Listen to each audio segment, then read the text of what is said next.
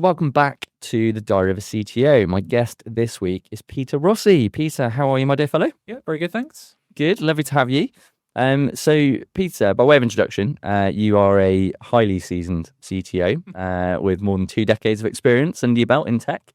Your career has spanned high-performance engineering environments such as Formula One, through to venture-backed startups, founding your own SaaS business, as well as acting on and advising on private equity-backed growth companies as well. So a huge amount to unpack today. But let's start at the beginning, as we always like to do. And talk us through your career journey to date, how you got into tech in the first place, and I guess some of those moments, those key moments that shaped your leadership style today. I can almost hear my wife's eyes rolling. Well, this is the first time I've heard it, so Like, oh, you're giving him a big head. Okay. So 26 years designing, building, scaling stuff for people. Started my career in Formula One with McLaren. Actually, initially in the automotive side of the business. So I spent a few years with them with the Mercedes SLR project at the time. So it was when that was just a drawing on a piece of paper. What a car. Yeah, there were about 60 people. And that was a project that they were working on with Mercedes at the time. And also we were spread across a number of different buildings over in Woking before we built the technology center. So a large part of the sort of 3 years I was doing that was getting the technology center set up, being in there with a hard hat and high vis and working out how we're going to roll out Wi-Fi across the production line and designing some interesting things. And it was really good fun. I then moved into the race team, ran trackside IT for them for a couple of years. How was that? Hard. Rose tinted glasses, amazing. Really good, an amazing experience. So hard work, but an amazing experience. If you like working 21 hours a day. Yeah. I was going to say, when you say trackside, are you literally going to every race all over the globe? I mean, that's a full-on commitment, isn't it? Yeah, you're basically, at the time, you were out of the country for about 9 months of the year. Now it's getting on for nearly a year. The race calendar wasn't as big as it is now. I had a conversation with them I think it was on the Wednesday. They asked me if I'd like to do it, and I said yes on the Thursday, and I was in Indianapolis on the Friday. It was very great. Glamorous, very Formula One. Well, it was a bit of a whirlwind. It's an interesting environment to work in. You've got you would typically turn up sort of the race. The work starts sort of set 5 to 7 days before an event. So if you're on a flyaway race, so a race that you can't get trucks to, you would typically fly out on, say, the Saturday, the weekend before, and then you sort of acclimatize to 24 hours and then turn up at the track. And it's basically arriving at a sort of 4 concrete walls, and then you've got to turn it into what it is that you see on the television. Right. So and getting that ready, setting up all the comms links and getting the infrastructure ready to receive it, and setting up the pit wall and making sure that all works. And it was fun. Presumably each country has its own challenges, I guess, in terms of connectivity and tech ability. And also climate. So if you're in Bahrain, you've got to try and work out how you deal with all these little piles of sand that accumulate in your servers, and it's hot, and Malaysia's already humid. And when you're doing testing as well, I remember testing in Spain in the snow. It's really difficult to try and sort of like gauge exactly what it is that you're going to be walking into. Also comms. This was during an era when sort of everyone was sort of migrating from ISDN to IP connectivity. And you would be sort of, Japan was very forward thinking. When we did Shanghai as well in China, that was the first time they'd raced at Shanghai, and they had sort of decent IP connectivity. Like they were actually going to give you an Ethernet connection, and it had an IP address, and it was 100 megabits. Like, wow, this is crazy. Versus in the UK in Silverstone, you might get an ADSL connection. In Australia, we got SDSL. In Germany, we got TDSL. I'd never even heard of it, which is DSL over ISDN, and getting that all set up. So yeah, it was fun. Lots of interesting challenges. I can imagine. There's all these things you just don't even think about, do you? You see it on the TV. You just like see it looks like it's always been there, right? Rather than something like, say, having to come in and literally set it up from scratch. But what sort of I guess attributes do you feel that developed in you as a tech leader, sort of working in that very high pressured and sort of constantly needing to adapt environment? Well, I think people always say like I can work well under pressure, and they think they can, but I think until you've actually really experienced like real pressure like that, you don't know. And I think the buck stopped there with me. I was the only person solely responsible for it, out of the country, potentially 5,000 miles away from anybody that could help or do anything else about it. And if they couldn't send the car out for some reason, that was on me. So yeah, I think it really sort of shapes you a bit. It makes you think a little bit more, do a lot more forward planning, do a lot more strategic thinking about, okay, what could go wrong? Where could this go wrong? Where do we need to do this? What do I need to do? And a lot of the time, the solutions to that didn't exist. If you're sort of going back to that point around the fact that you don't know what environment you're walking into and how that's going to work, and why would anybody create a solution that you could buy a server off the shelf that works well in a desert and on on an ice plane. So there's a gap in the market. Well, yeah. So very niche. I don't think they'd sell a lot. There's at least 10 of them. So you had to sort of like think outside the box a lot, which I really loved, because it meant that you could be really creative and you could build things yourself and just sort of design stuff. So that was really good fun, and that sort of shaped me as well. So I think spending a lot of time really sort of forward planning and trying to think through like where could this all go wrong, and like where could I get caught out. I remember being I think it was in Barcelona. We had an issue with a server, and they couldn't set a car out on a practice session, and I was getting yelled at over the radio, and it's everyone can hear it, right? So the entire team's on the radio. You got like 60 people just listening to me being yelled at. Yeah, it's all good fun. I guess it definitely fosters an element of accountability, doesn't it? Whether you like it or not, right? Yeah, precisely. And I enjoyed that. I've always enjoyed that. So it's sort of a key thing. That's the thing about Formula One. Like, people talk about it sort of being like a high precision, high excellent, sort of sport. Everything's got to be perfect and right. And actually, it's a high performance environment where it's highly ambiguous. You've got to get it right. You've got to get it working, but you have absolutely no idea what's coming at you. You've got best intentions, but you literally could be a complete curveball. Typhoon hits for some reason. And I remember that was in Japan. We had a typhoon, and one of the I had a weather station there as well, which we used to pull data in from. And sort of during one of the I think the race got delayed or something, but the typhoon hit on the Saturday. And I went back with the team, and we were sort of like trying to pull loads of stuff inside the garage, and and I was up on the roof. God knows why. I went up on the roof to pull down this weather station. I was stood there in a typhoon with like holding this like a lightning rod, thinking this is probably not a great idea. And sort of pulled that all in, sort of sorted it out, soaked, went to the back of the garage. I was doing some work on some of the servers, and so it's quiet. Why is it so quiet? And they'd all gone. They just left me there on the track. God's sake. He's a goner. Let's leave him. Yeah, but Japan's pretty tricky one, because nobody really speaks English. Yeah.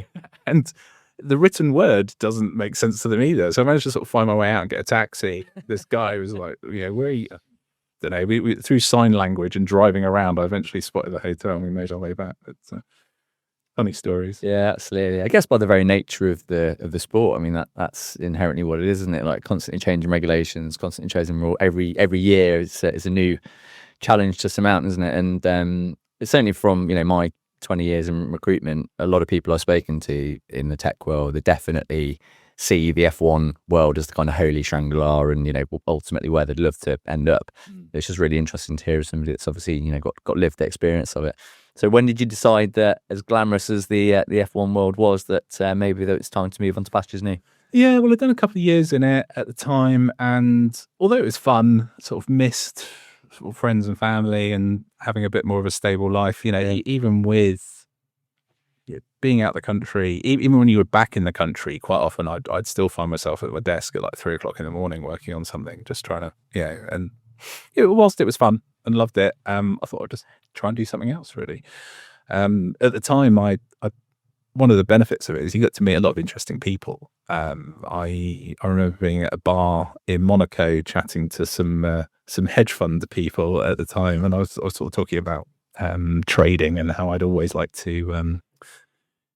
It was one of the career things that I always fancied doing. I always liked the idea of standing on the stock trading floor, sort of buy, sell, all of that sort of stuff. You just like being shouted at. Yeah, well, maybe I do. Maybe that. Maybe we've solved the problem. Maybe. And so I was speaking to them about it, and they were like, "Yeah, like we know a load of people on sort of trading desks. Do you fancy coming and spending some time with it?" And it is great because it's unlocked lots of things. I could go and spend some time. And yeah, I went up to the FX trading desk on Credit Suisse, and they were sort of let me spend a day with them, just watching what they were up to. How was that? Yeah, it was fascinating, like scary. There's like millions and millions and millions of pounds and euros and dollars, and they were just sort of buying and selling it. So we just tap in here, and that's 10 million euros, and then we tap in here, and that's another $5 million. Well, doesn't it? Yeah. And we just made 25 grand. Yeah, it's great. So, all right, great.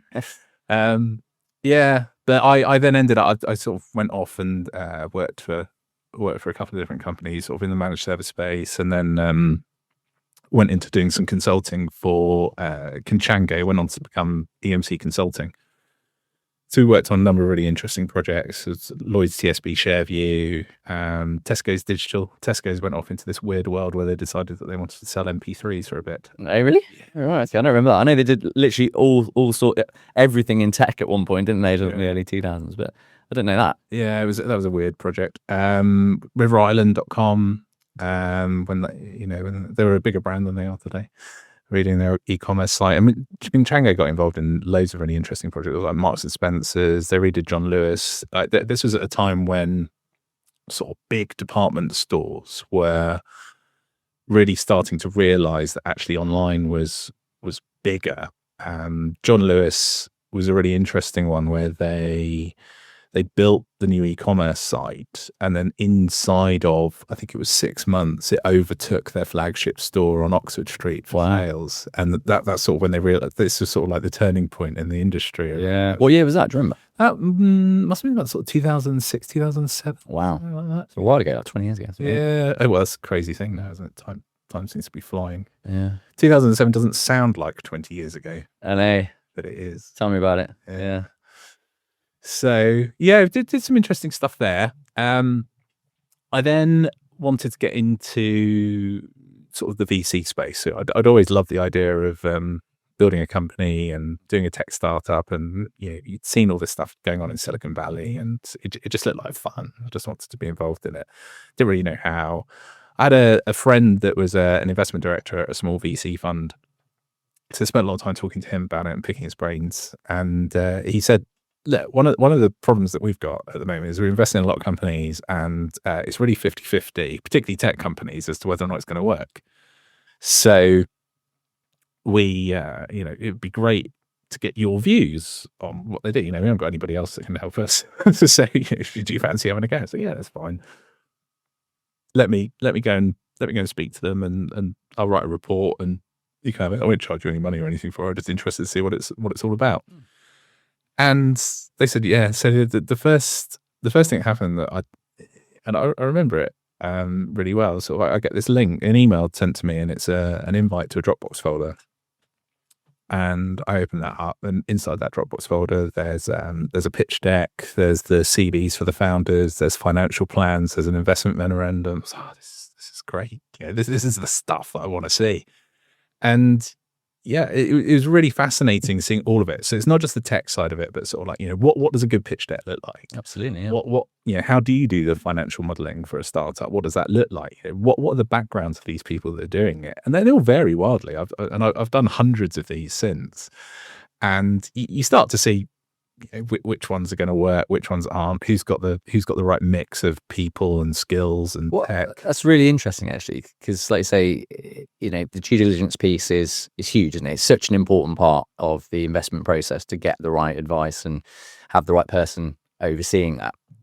So when you say you've still done hundreds now, and they're all quite varied and different backgrounds of the founders and so on and so forth, what are those common threads that you see that run throughout those businesses that you kind of think, yeah, do you know what, this is a horse to back. But do you know what? It's rarely the tech.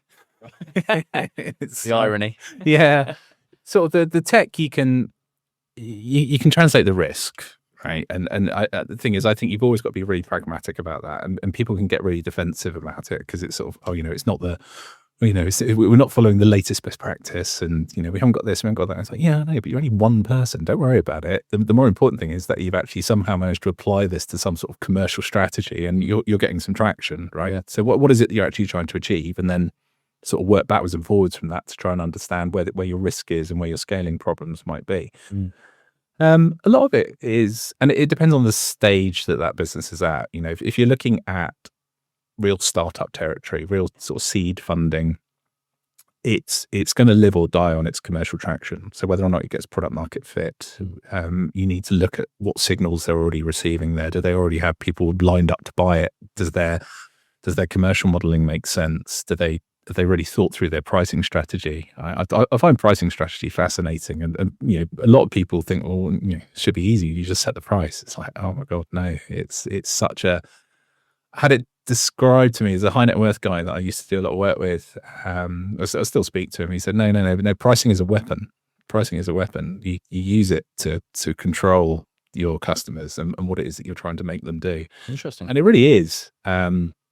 Look at the like Salesforce. Typically, we're sort of seen as the benchmark in this space. If you look at their subscription tiering and the different bands that they have, there's always something in the next tier up that you need. And it's usually buried somewhere at the bottom of the list. So they get everyone in on the $20 a month thing. You'd be amazed how quickly that group of people are on the $150 a month enterprise version. And it just, they do an amazing job of getting them right the way through the stack. So when you say use as a weapon, do you see where most people go wrong on the pricing piece is giving it all away? Quite often it's either too simple or they haven't really thought through the psychology of it. They've just gone, oh yeah, no, we've got small, medium, large, or whatever you want to call it, bronze, silver, gold pricing, and that's what it is. They haven't really thought through how's somebody actually going to feel when they buy that, and how's that going to scale. A lot of the time people think, oh, it's just consumption-based pricing. I'm going to charge £10 per seat or £50 per user per month. Great. What happens when O2 or Telefonica come to you and say, I've got 10,000 users for this? And you go, oh, great. Well, it's £50 a month. So it's, it's $500,000 a year, $500,000 a month for our SaaS product. No. Okay. So have you thought through, what's the ceiling? What's the maximum amount of money somebody's going to pay for this on a month? And there's so many different angles to it. Yeah. You just sort of have to think through it. I find it really interesting. And it is. That then plays into the financial modeling and how you then structure that. But the general financial modeling at seed stage is also pretty hilarious. It always makes me laugh. You sort of look at it. Like a Dragon's Den scenario, is it? Oh, it's more like Only Fools and Horses, right? This time next year, or yeah, it is. This time next year, Rodney, will be millionaires. And that's what it always boils down to. There's always a hockey stick in it somewhere. It's like, we're going to do this, and then bang, we're going to make millions. You have to sort of ignore it. You have to look at it and go, right, pragmatically, are they going to be able to do the next year's worth of sales based on this pricing plan with the product, with the team they've got, and the marketing spend that they're trying to do? Does that all make sense? Yeah. Yes. All right. Okay, fine. And, and you then look at things like signals that they probably got in the market where, I've already got 5 people signed up with a, memorandum of understanding, or, these people definitely want to do this and they want to throw money at it. Okay, great. Those are more important really than the tech at that stage. You then just sort of have to have a look at whether or not the tech can stand up to it. And then there's other stuff, whether or not they're building it themselves or they've outsourced it and they've got one person in Estonia working on it that they can't get hold of most of the time. There's all sorts of stuff like that goes on.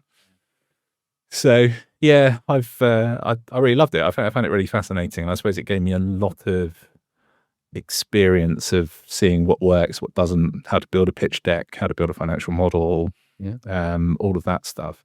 I ended up getting involved in a tech startup it was in the public sector space actually at the time. There was a guy that I knew that saw an opportunity. Basically, it was at time, so this was sort of 2011, 2012. the government had, they said, got fed up with doing sort of like massive outsourced contracts. It was just coming off the back of this sort of failed Fujitsu program with the NHS, where they spent 20 billion on the data spine and then threw it in the bin. Still makes my eyes water. I'm gonna think about my tax bill coming through every year. I think they've gone back to doing that largely, but Yeah, they have. Yeah, definitely. yeah. So they created this thing called the G Cloud framework, and one of the interesting angles of it was that they were basically saying that they were going to throttle all tech spend through this G Cloud framework. So all government tech spend was going to run through it, and that 25% of it had to go to SMEs. So they wanted to sort of shake up the incumbents a bit and sort of create a new market. Then the defensible moat part of it was that those SMEs had to have this sort of special accreditation to enable them to work at that security level. It was called Pan-Government Accreditation at the time, and it came out of CESG. It's the IT part of GCHQ. Nobody else had it. It was a brand new standard. Nobody knew how to get it. So those sort of things coming together simultaneously created an opportunity in that space to build a company, Absolutely, sort of cloud infrastructure business that could work with government and deliver. So yeah, we raised some money from an interesting bunch of people. It was he had a really interesting network. It was a lot of 1980s pop stars, sort of half of Spandau Ballet. Are you able to say which half? No. Cool. Half of Mike and the Mechanics. Oh wow, you've got me now. Yeah, sort of one of the members of Genesis. I'd be in. Pink Floyd. Wow. Yeah, it's an interesting group. What is this WhatsApp group called? Yeah. So got some money together. It was about 4 million quid, brought that together, and then we sort of went on a process of trying to architect it. It took about a year working with GCHQ on it and their architect team, saying like, if we build this, will you accredit it? And it's like, no. I was like, why not? I was like, well, we're here to give you problems, not solutions. So they're not very forthcoming in telling you what the criteria looked like for accreditation? At the time, no. Well, it was new for everybody. And, but it was definitely, I definitely heard on a call, like, we're here to give you problems, not solutions, a few times. Very helpful. Fine. But we got there, and they basically got to a point where they said, look, if you go and build this, we'll come and accredit it. Which then allowed us to then go and unlock more funding. When we raised about another 10 million, and we went and built this platform. And it went really well, sort of in the early days. It was on G Cloud. We had a sort of direct B2B model at the time. We were going department by department. We were winning sort of large contracts with the HMRC and the DVLA and various different departments. It grew to about over the course that I was involved, sort of between 2011 and 2019. It was we grew it to sort of just under 50 million of revenue, about 12 million of EBITDA. Wow. We were employing about 350 people. It was running like the HMRC self-assessment tax platform. It was big workloads. Yeah. Impressive. Got involved. Sort of my role changed a lot. I was initially I suppose sort of enterprise architecture, I suppose, for the platform. So things like the portal, all of the automation stuff that we built behind it, that ran it, and orchestrated server deployments, and just allowed us to manage it at scale with less people. Over that time, I sort of moved into a much more sort of commercial role. Sort of realised that I could sort of bridge that gap between commercial and technical, and sort of deal with sort of larger clients that had sort of bigger problems and tried to scale and do different things. So ended up looking after the health and life sciences sector, which was really interesting. Got involved with Genomics England, which was this sort of spin-out program from the Department of Health at the time, where they were trying to do this 100,000 genomes project. And they wanted to be able to sequence the genomes of 100,000 cancer patients and have a look at the sort of the pathways that they were going through, clinical pathways that they were going through, to see whether or not the treatments that they were receiving were effective based on their genetics. Right. So worked with them, did a proof of concept, and then we sort of moved that forwards through to full production and built this sort of high performance compute cluster with 10,000 cores and 20 petabytes of storage, which is funny because people talk about storage in just numbers these days, but the reality is, like, we had to reinforce the floor in the data center to hold that. It's a considerable amount of space. Yeah. But yeah, I really love that. I really enjoyed working on that program and still sort of stay connected to a lot of people there. project sort of moved on. It runs in AWS now, and it's now the National Genomic Service. It's huge, isn't it now? Yeah, it's absolutely huge. It was really fascinating. Yeah. And one of the things personally for me, I suppose sort of back in sort of 2016, I was also a bit disillusioned with IT, and it's just tech, and I'm just making other people lots of money, and well, not necessarily lots of money, but making other people money and just doing tech for tech's sake, really. And there wasn't much in the way of, didn't feel great. I didn't feel like I was particularly invigorated by what I was doing. Okay. Tech challenges were all right, but actually, what was it? What was the real reason for doing it? Mm. And that program that I sort of fell into was really, sort of quite life changing. Really got involved in actual sort of health outcomes for people. And I remember being on a call one day when they were saying, "Oh, by the way, we've now delivered sort of 5 reports back, and these people have had their clinical pathways changed because the treatment they were receiving wouldn't have worked." Wow. It's like that actually changed somebody's life. Yeah, that's genuinely fulfilling, isn't it? It is. Yeah.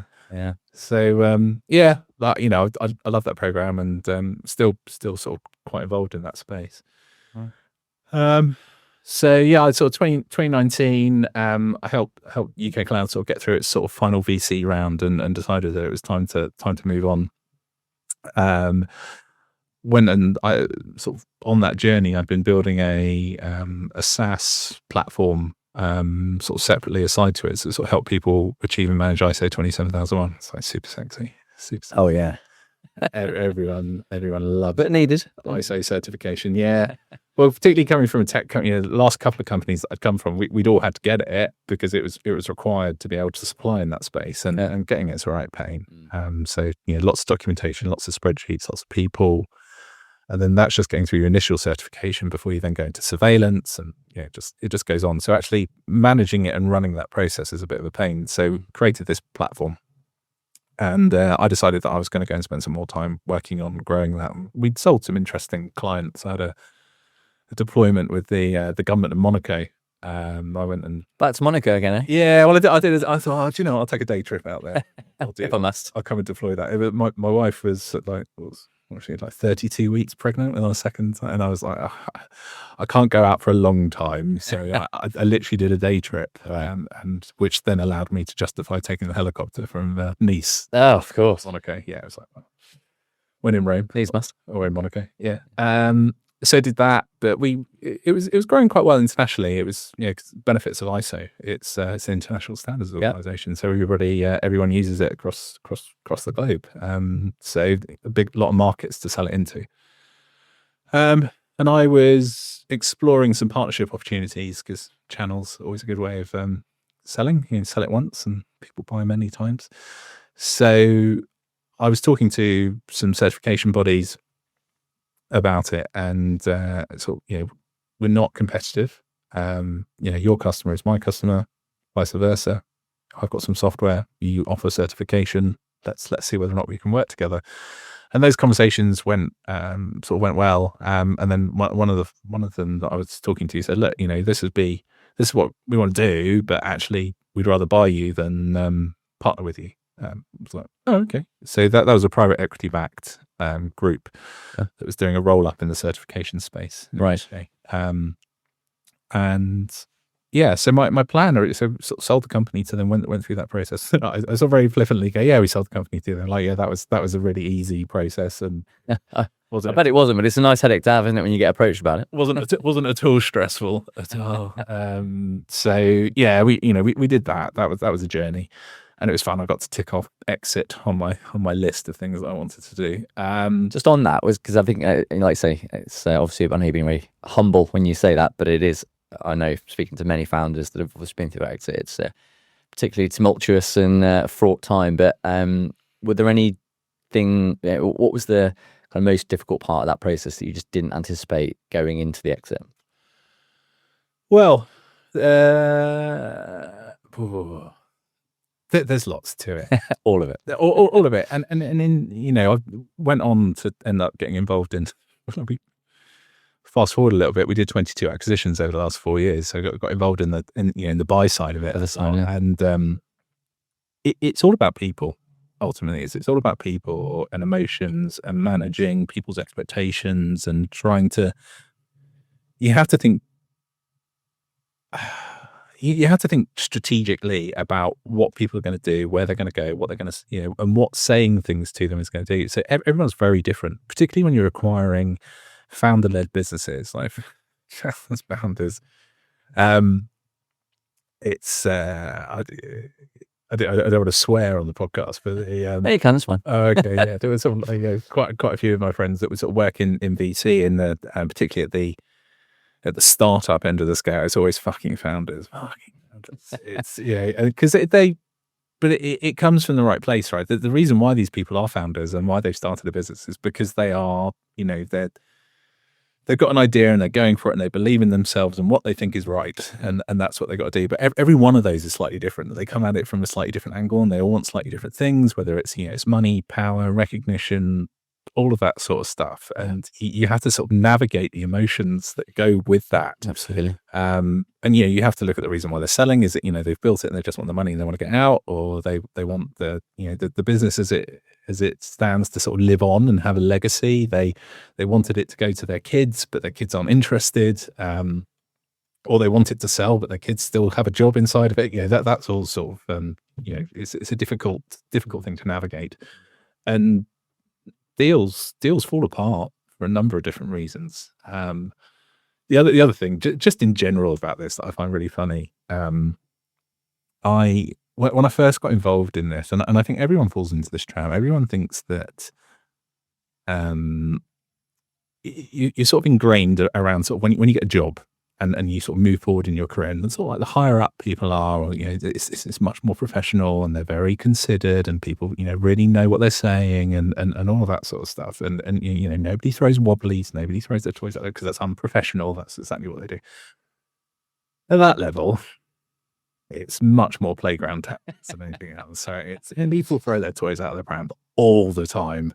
Yeah. And there's strops thrown left, right, and center, and it's very common, right? People think, oh no, it's not what it's like. It's just boardrooms, and people's sort of making strategic decisions. It's like it's not. Yeah, it's probably like a bell curve of compliance, isn't it? Like you start off, you get to that point where you kind of middle management, where you kind of have to comply, you know what you're doing, but you get to that point, I guess, where you're kind of out up front and you get away with doing what you want for so long. Yeah. When all those personalities come together, it must be a lot of them. Yeah. Chaos. Yeah. I think it's just sort of when where the rubber hits the road, when it's actual cash hitting bank accounts, and it's it's money that I've made or money that I'm giving you or money that you've taken from me. That's a good point. It gets very emotional. Yeah, but at all levels, which I find really interesting. It's when I find sort of like sort of read all these books and see podcasts about sort of how to push on with your career and stuff. It's like it's like reading a book about like how to be happy in jail. It's you're being taught to conform in a certain way, and the reality is the world operates in a way that you're being told it doesn't, and it really does operate that way. So dealing with founders, co-founders. I had co-founders in that SaaS business, and they've all got their own opinions. So just trying to align up your side of what it is that you're trying to do, let alone everyone else's. Typically at a bigger level, you then get shareholders, and what do your shareholders want, and your debt providers, and your PE house, and your VC funds, and multiple VC funds, and trying to keep everyone happy. It's hard. And do you think that's been one of the reasons for your success? Because you mentioned earlier, you get to a certain point in your career, I think, as a technologist, where the tech doesn't necessarily excite you as much as it used to. It's not about working with the latest shiny framework. It's actually about transcending what you're doing into business outcomes and business impact. And that's, I think, one of the things that I've noticed throughout my career of some of the more quality CTOs, the people that genuinely see the technology as an enabler to the business outcome, and understand the softer side more about how to win hearts and minds, how to get people on board. And do you feel that's why you've been particularly successful in doing that due diligence piece, and like say both on the sell side and the buy side of businesses, but sort of understanding the people side more and their motivations? What are your thoughts? Yeah, no, I 100% agree. That sounds like I'm agreeing with you, telling me that I'm very successful. I don't think that I am. I think, yeah, like my view has always been, sort of a much more pragmatic one around what are you trying to, I said, going to any meeting where somebody's telling me about some sort of technical problem or something that they want to do, it's like, what are you trying to achieve? Tell me what you're trying to achieve, and then we'll sort of work backwards from there. It's not, because the answer isn't Python, right? Whatever it is, or JavaScript, or we need to use AWS. It's like that's not like what's the problem? What are we actually trying to solve here? And then let's work backwards from there. So I've never been particularly wedded to a particular technology or way of doing things. It's I get much more of a kick out of solving a problem. So where were we actually trying to go and what we're trying to do? The point that you make there about hearts and minds is something, it's a bit of a journey that I've gone on over the last couple of years, because actually tech change is not about tech either. It's all about people and making sure that they're happy with it and understanding what they're doing and where they're going and why you're doing this. Yeah. And a lot of that is leaning into where they are currently. So how do they currently work? What is it they're doing? Like, how can you just remove friction from that process? Because that's where you're going to get the most productivity up. Not, let's throw this whole thing away and replace it with a nice new shiny solution that's got amazing UX and we've got designers in it. Like, you're just going to, it's going to flip the team on its head, and they're going to get very confused about what they're doing and why. If you just take the thing they've already got and make it better and smoother and remove their pain points where they go, I have to press 10 clicks here and this takes ages and I have to have this open on another screen. It's like, okay, well, let's just remove all of that stuff and see what happens. You'll tend to find that you get more benefits from doing that, and they don't have to learn too much in the process of doing it. Yeah. But yeah, hearts and minds, and being able to manage the emotions of everybody around that, and or at least being emotionally intelligent around sort of reading the room, what they're saying, what it is that, trying to understand what their real problems are. It makes me sound like I'm more of a psychologist these days than But it's interesting, isn't it? And I do see that as I say, one of the key qualities that a lot of the CTOs I've known for years that I would put in that kind of upper echelon. They all seem to have that emotional intelligence. I think it's such an important part, isn't it, in business, that you do, you are able to kind of, I guess technology in so many ways is very binary, isn't it? It's like black and white. It's like works or it doesn't work, right? And it's just being able to make that transition, into the people side, is fundamentally what makes, in my opinion, one of the biggest trends of a good technology leader. Well, as many people have said to me over the years, business would be easy without people. Yeah, exactly that. Yeah. Just follow a spreadsheet, right? Yeah. There's lots of emotions involved. So when you talk about people, so I guess there's that sort of juxtaposition between, you clearly got a lot of experience in the PE world, and obviously any PE-backed company, they're buying it at this point and hopefully raising the valuation to sell it at this point. And, a lot of companies, I suppose, when they get to that certain point, it's not necessarily forsaking the culture, but it does become probably a little bit more about the numbers than it does about necessarily the people and the culture that got it to that point. So as a technology leader that, like, say, you understand that kind of softer side of things, how do you feel that sort of works in the PE world, and that balancing act between culture, taking people on the journey, the winning hearts and minds piece, but also ensuring that the numbers stack up on the valuation? Well, yeah, you've always got to have one eye on the exit, right? Because the thing about PE is operating in a cycle, but there's no getting out of it. You're in a 3 to 5 year cycle, or maybe an extended cycle if things aren't going well. You've always got to have one eye on what that looks like and what things have got to be shaped for accordingly. I think there's an interesting thing sort of underlying that, which I feel is sort of a career thing that I've realized in myself in the last sort of 15 years, really, around there's certain things I enjoy doing and certain things that I don't enjoy doing. And actually putting myself in a position where I need to do things that I don't enjoy doing means that you're probably not going to get the best out of me. I will try to do them to the best of my ability, but the reality is if I'm not really enjoying it, you're not going to be getting 100% out of me. I could go on to say that, me on an 80% day is better than some people on a 100% day, but it's still, I don't really want to be doing it. And I want to be deploying my best version of myself all the time. So actually that means that potentially in a PE cycle, you need like maybe 3 different types of CTO in that time frame, or 2 at least. You've got one that comes in early in a cycle because typically a PE cycle will be broken down into probably 3 phases.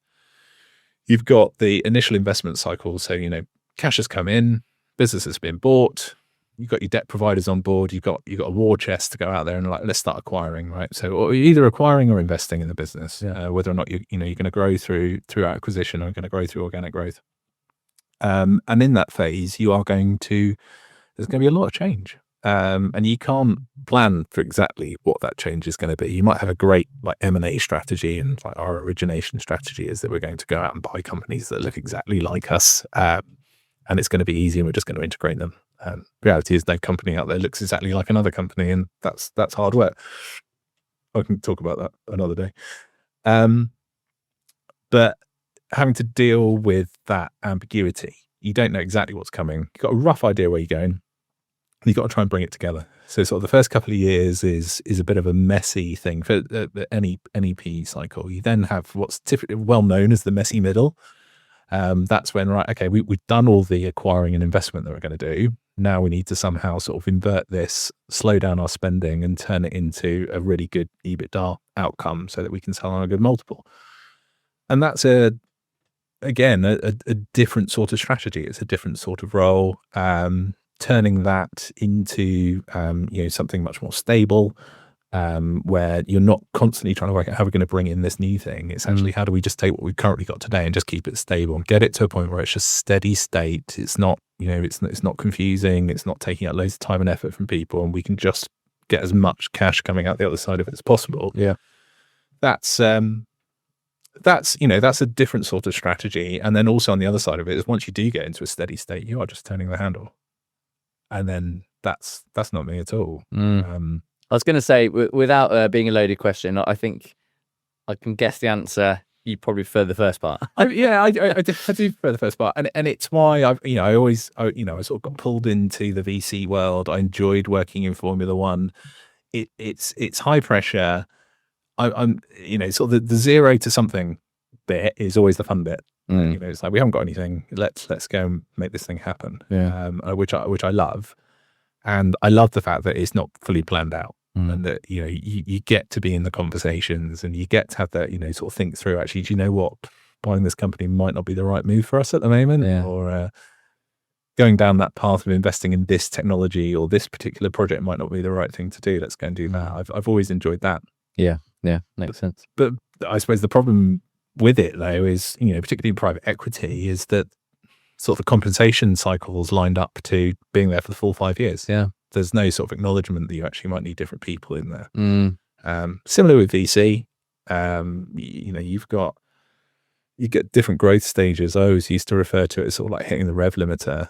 You then sort of change gear, and then suddenly you're going at the same speed, but it doesn't feel quite so hard. Typically that comes when you sell a big client, or you hit break even, or you bring in Series B or Series C of funding. Yeah. But again, at each stage of that, you need different people. The CTO that gets you from C to Series A is not the CTO that gets you from Series A to Series C, unfortunately. And they're called CTOs, but they're all very different. There's a million different CTOs out there. You get some that are just, are pure developer techies, and you get others at the other end of the scale, which are just pure executive, corporate CTOs. And then there's everything that happens in between.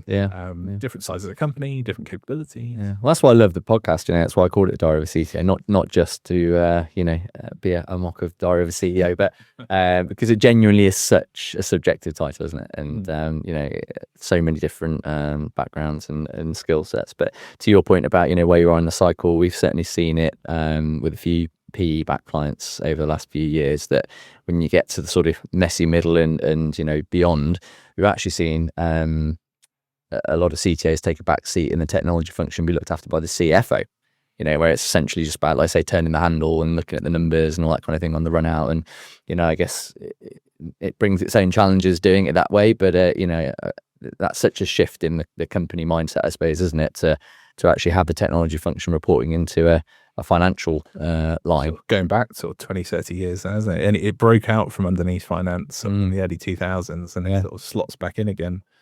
The statistics are showing now that sort of even sort of 50% of CEOs and CFOs won't make it through a full cycle now. So it's yet the the way it's positioned is that you're coming into it to be involved in it the whole cycle. Like that bit's not quite worked its way through yet. It's as I say, it's been the same in VC for ages as well. There's particularly with the MI schemes and equity, it's unless you cross the finish line, you're getting nothing. And you've got to be on the whole journey, which then causes you've got career problems for people in it, but also you've got problems for the business where you're carrying people that just aren't capable for the job at the same time. And it's sort of unfair to say, well, do you know what? You got me through to this bit, but actually now sling your hook. Is that, and you're going to get nothing for the effort that you put in so far. So it's like there's all sorts of structuring issues in that. It's all fun and games. Absolutely. Well, look, really enjoyed the chat today, Peter. I think you've shared a huge amount of value and just, really insightful actually to kind of hear a little bit about how you think about the world. But I'd like to draw to a close every episode, if you care to indulge me, with the same question, which is, what would you say has been your one favorite piece of advice that you've received throughout your journey? It could be personal, it could be from a career perspective, but just something that sticks with you on the journey that you would care to pass on to your fellow human. I'm going to have to think about this one for a second. I was pondering it this morning, and what is it? Because I think the thing about it is you don't realize you're receiving good advice until later in your life. It suddenly lands with you. But somebody said something to you, and then at some point in the future, you think, "Bloody hell, that was they were right." Such a good point. Yeah. And as I say, you don't realize you're receiving it. I think couldn't honestly say that there's one piece of advice. I think it's through observing some of the mentors that I've had over the years. Typically people that I've worked for, and just watching how they operate. And I think one of the things that I've really noticed about them is much more it comes down to that emotional intelligence stuff and understanding how they operate and why they operate and the sort of maneuvering that they do. Not in a bad way, like maneuvering always sounds like manipulation, right? But it's actually making sure that you don't lose hearts and minds in the process of making a big change, and making sure that you control that narrative and that people remain happy. You sort of almost want to some people you can work with, and you could go into a meeting and they sort of told you you've been fired or something and still walk out with a smile on your face, right? It can be that can be a positive conversation, right? I've had to have sort of redundancy conversations with people in my team or even let them go because they went, but actually you could do that in a way where do you know what, it wasn't right for you in the first place, or actually, do you know, and I can recommend you in here, and have you thought about X, Y, and Z, and this is a really great opportunity, and blah, blah, blah. And funnily enough, it typically works out. So you can do that. Inversely, I've worked with other people that could tell you that you've just had an amazing pay rise, actually 100% increase because we've just achieved all of this stuff, and you somehow walk out of it feeling shit. But I think that's a really great point actually when you talk about kind of maneuvering versus manipulation. I think people can sense when somebody's genuine, right? And like I said, whether you're delivering good, bad, indifferent news, people kind of sense the sentiment. And it's the age-old adage, isn't it? People don't necessarily remember what you say; they remember how you make them feel. And I think that's very true. When dealing with anybody in business, so I think that's a fantastic way to end the show. And thank you again for coming in and having a chat with us. Really keen to keep in touch and see what's next for you on the horizon. But please do come back in again, have another chat with us at some point in the future, and would love to speak again. Thanks very much, Kai. I really enjoyed it.